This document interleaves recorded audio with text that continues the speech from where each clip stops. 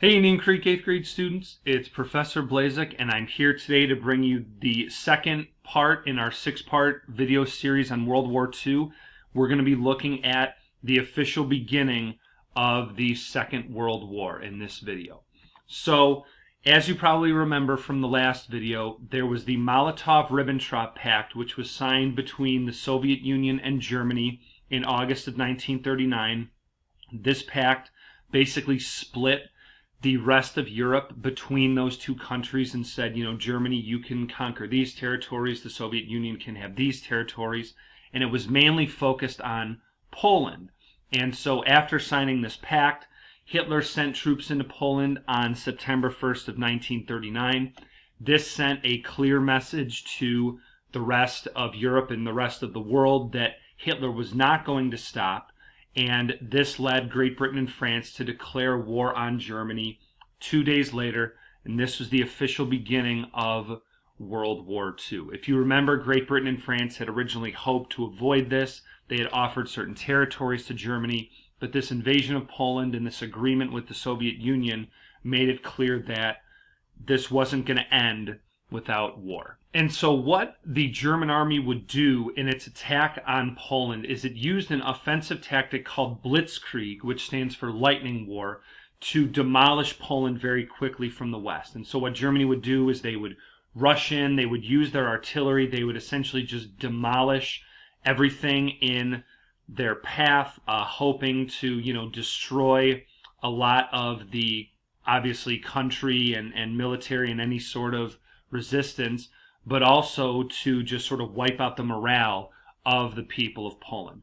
So while Germany was doing this from the west, the Soviet Union also sent troops in from the east, and so by the end of the month, Poland had actually been split in half by these two countries, just as they had planned during the Molotov-Ribbentrop Pact.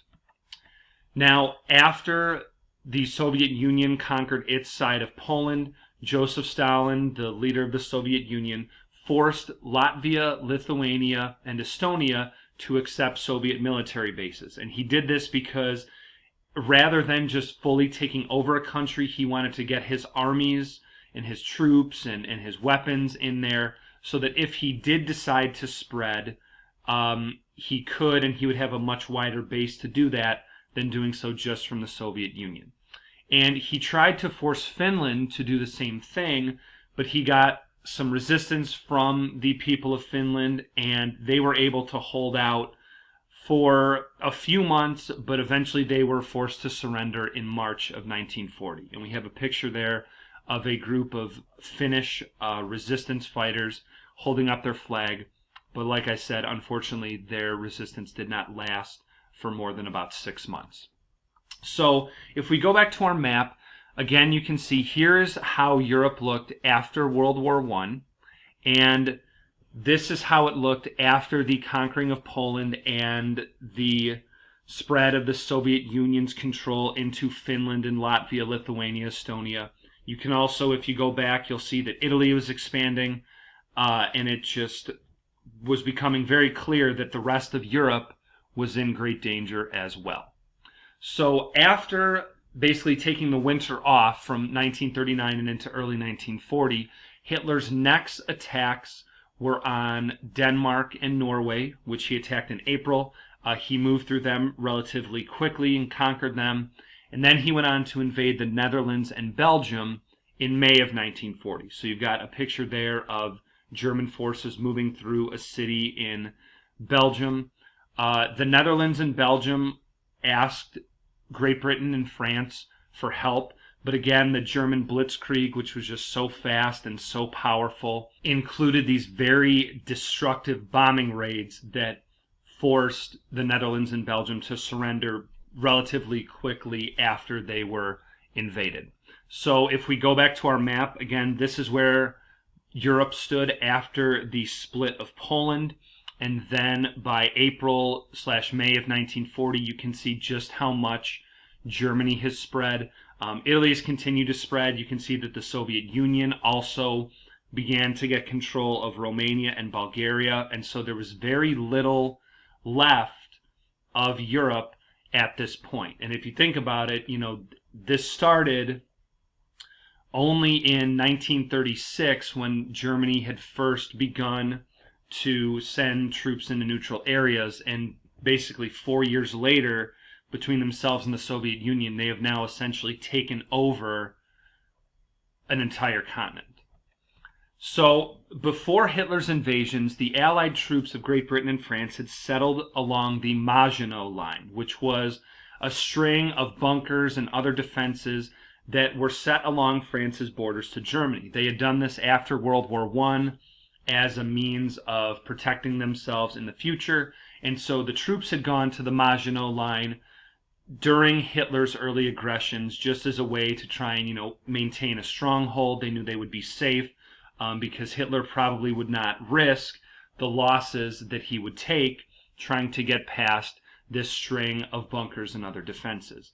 But when Germany conquered Belgium, and you'll see it in a little bit when I show you on the map, the Maginot Line sort of lost its power because Germany could basically go around it. And so rather than finding themselves surrounded, these troops that were along the Maginot Line retreated to a city called Dunkirk in northwestern France.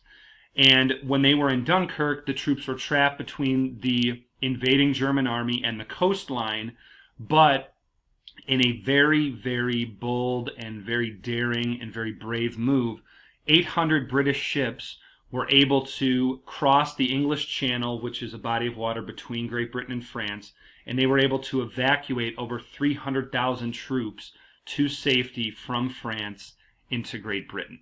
So we're here on the map. It's sort of zoomed in a little bit, and you can see this orange line between France and Germany right along the border is the Maginot Line. And this was, again, the string of bunkers where a lot of the Allied troops had sort of hunkered down. But after Germany's invasion and conquering of Belgium and the Netherlands, you can see that if German troops were to just go around the Maginot Line to the north, they could eventually surround these troops that were in France. So instead, these Allied troops headed northwest to the city of Dunkirk, and then this is where they were evacuated right across into the United Kingdom of Great Britain. So what ended up happening is that Germany did indeed continue through France in June of 1930, and this time Germany was helped by Italy, who was able to attack France from the southeast. So it was basically France got conquered from both sides, kind of like Poland had just a few months earlier. And on June 14th, Germany was able to invade Paris. They continued to use the Blitzkrieg throughout their entire invasion of France, and then France would surrender a week later. So there's a picture of German troops marching into Paris. So we're back here at the map just to give you an idea of how this looked. So you've got Germany, they've conquered the Netherlands and Belgium. You've had the Allied troops retreating back to Dunkirk. And so the star there is Paris. And we had German troops coming in from Belgium, attacking from the north. And then Italian troops coming in and attacking France from the southeast. So you can see that between the two, they just sort of pinched together and conquered the entire country of France, again, relatively quickly, thanks to both countries attacking and also to the German Blitzkrieg. So then Hitler's final target in Europe was Great Britain. Great Britain was really the last country standing between Hitler and entire control of Europe. And so what Hitler wanted to do, rather than invading, because remember, Great Britain is an island, he would have to send troops across by boat. What Hitler wanted to do was continue his bombing and send a bombing campaign with the Luftwaffe, which is the name for the German Air Force. He wanted to send that campaign through Great Britain and just destroy a lot of the country and, again, just break the British morale and hopefully force Great Britain into a treaty or a surrender just by this massive use of force. So rather than sending troops in on the ground or across the water, his tactic was, we're just going to use our Air Force, we're going to bomb as much of Great Britain as we can, and hopefully we will destroy as much of the country as possible, and that will force Great Britain into a treaty or a surrender. Now, what the Luftwaffe would do is they would target shipping centers, aircraft production industries, important cities, airfields, anything that would make for a great target to gain air superiority or to destroy an important part of the country. But the British Royal Air Force came through with a very heroic defense and never allowed Hitler and the Luftwaffe to gain control of the British skies. And this battle went on for months, and the British Royal Air Force just kept defending their land, until finally, frustrated that he could never gain the advantage, could never follow through with his plans, Hitler canceled his plans to invade Great Britain. And so you can see on that poster, Winston Churchill, the Prime Minister of Great Britain, was quoted as saying that in the Battle of Britain, never was so much owed by so many to so few, talking about how heroic the British Royal Air Force was in defending Great Britain during this battle. So just to show you the sheer expanse of the German army during this time, we're back at the map, and you can see this is again what Europe looked like at the end of World War I, and by October of 1940, this is how far German and Soviet and Italian control had spread. You can see that Germany, again, conquered pretty much the entire continent besides Great Britain. Sweden and Switzerland were not conquered. They remained neutral, actually, throughout the entirety of World War II.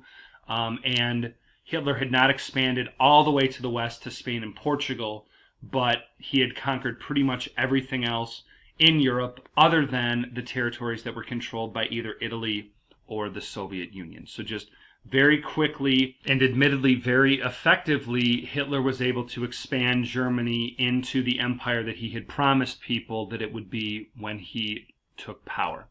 So after he failed to conquer Great Britain, Hitler instead chose to follow another dream that he had had when rising to power, and that was to conquer the Soviet Union. And this is a huge, huge moment because Hitler and Stalin had made an agreement earlier in the war. They had made the Molotov-Ribbentrop Pact, where they would basically conquer their own areas and stay out of each other's business. But Hitler decided that he did not want to abide by that agreement anymore, and he invaded the Soviet Union in June of 1941. And so what this decision by Hitler did was it forced Joseph Stalin and the Soviet Union to join the Allied powers, which were Great Britain and France. And this would change the war monumentally, because under Stalin, the Soviet Union had been becoming a much more powerful, much more industrialized nation. It had obviously a huge amount of land and a very, very large military, so it would present a very difficult task for Hitler to conquer, but those were also all reasons why Hitler wanted to conquer the Soviet Union. Because of the land, because he and Stalin, even though they had made the earlier agreement, they were also sometimes rivals as competing powers in the area. And so Hitler decided to go through with it, force Stalin to join the Allies, and just would change the entire scope of World War II. So if we come back here to the map, we're going to zoom in and show you Operation Barbarossa, which was Hitler's plan to invade the Soviet Union, which he did in June of 1941. He would send troops in through Poland, because remember, Germany and the Soviet Union had earlier divided and conquered Poland, and then his troops would sort of branch out and, almost like an umbrella effect, just slowly move through the Soviet Union, wiping out important cities, and that was Hitler's plan to eventually conquer the Soviet Union. So over the course of just a couple years, we saw the German and Soviet and Italian empires all expand, and then going forward now, we have two of these empires who are enemies. But for now, that's all the time we have for in this video. I will be back soon with the third video in our series on World War II, looking at America's involvement and how the United States officially entered the war. But until then, this has been Professor Blazek, and I will see you next time.